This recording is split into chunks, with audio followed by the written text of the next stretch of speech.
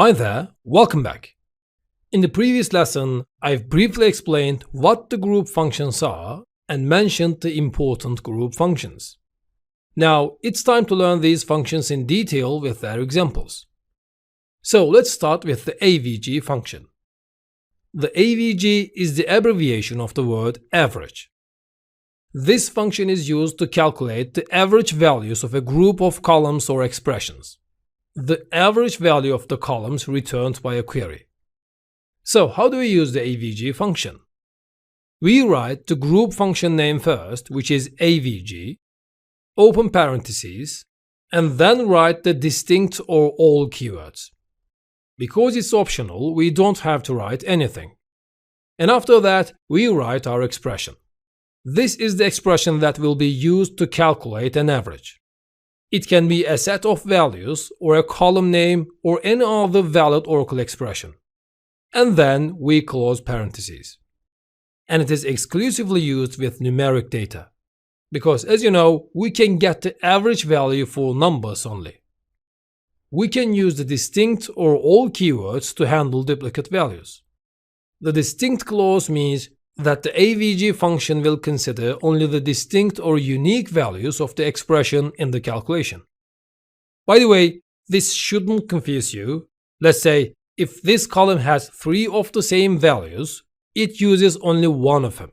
That's what I mean. If there are hundreds of the same values, it considers only one of them. The rest are ignored. The all keyword is the default, so when you don't write anything, it will be considered as all by default. And it means that the AVG function will consider all values when performing its calculation. So there is no duplicate elimination. And as you know, this function ignores the null values while performing its functionality. And if you want to include the null values to the average calculation, for example, you may want to include null values as 0 to the average calculation sometimes. In these kinds of situations, as you know from the previous lessons, you can use the null-related functions such as NVL, NVL2, qualits, etc. within this function to handle the null values. So now, let's see how we use the AVG function on the following examples. As you know, the group functions can be used in the select statements. Here, in between the select and from clauses, I wrote the AVG keyword and my column name within the parentheses. And next to this, I used the AVG function with the all keyword. I used this keyword right after the AVG and just before the column name, because this is how it is used, remember. And following this, I used the AVG again, but this time with the distinct keyword. As you know, we write the distinct or all keywords straight after the AVG function inside of the parentheses. And when I run this query, as can be seen from the output, the results for the AVG salary and the AVG all salary are the same. Because as I mentioned before, the all keyword is the default. When you don't specify anything, it will be considered as all by default. For this reason, these results are the same. And we can write the distinct keyword to handle duplicate values. But notice that the result changed when we used the distinct keyword. So let's open up the SQL developer and see some examples. Now I write select AVG salary and AVG all salary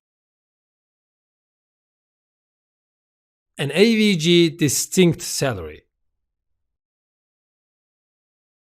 from employees.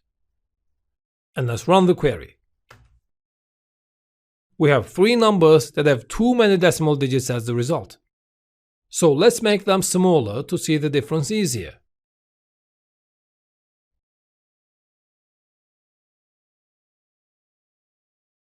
You see that these first 2 results are the same, but this result, which is used with the distinct keyword, is different. Since this is a group function, multiple rows are calculated within this function and returned one result. So what if I write a where clause here? So I write where job ID is equal to IT-prog, for example. And let's run it. As you've noticed, the averages have changed, because this time we calculated the average salaries of the IT programmers only. Since the input values changed, the result has changed as well. Again, these two results are equal to each other, but this one is different. These functions just operate on the returned values of the query. If we restrict the returning result set, our function will not work on the whole table. It will work for only the result of this query.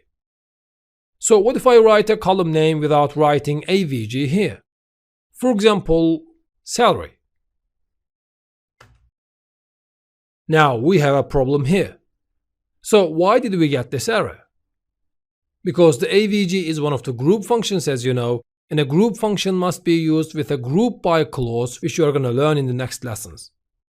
But now you may ask, where the group by clause is in this query then? Actually, there is no group by clause in this query. But if you use a group function without a group by clause, the whole result set will be considered as one group. For this reason, the group functions can also be used without specifying the group by clause. But if you used one or more group functions in a select statement, you cannot write any column name without a group function. You can write as many group functions as you want here, but you cannot write an individual column name next to these group functions. Each column used in this select statement needs to be inside of a group function, even if you used one group function. If you did not understand the group by clause, don't worry. You don't need to understand this for now. You will see a whole lecture about the group by clause in detail in the upcoming lectures. So I delete this individual column here and run the query again. And lastly, I want to show you how the null values affect the result. Let's write select commission percentage from employees. You see that many of the commission percentage values are null here. Let's assume that I want to get the average commission percentage values in the employees table. To do that, all I need to do is just calling the AVG function with the commission percentage column. If I run that, this is the average of all the commission percentage values in this column. But as I mentioned before, this column has lots of null values and they all are ignored by the AVG function. So how can we change this behavior?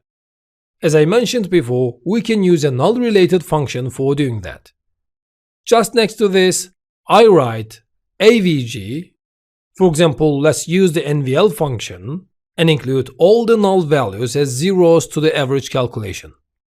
To do that, I write NVL, commission percentage, and 0.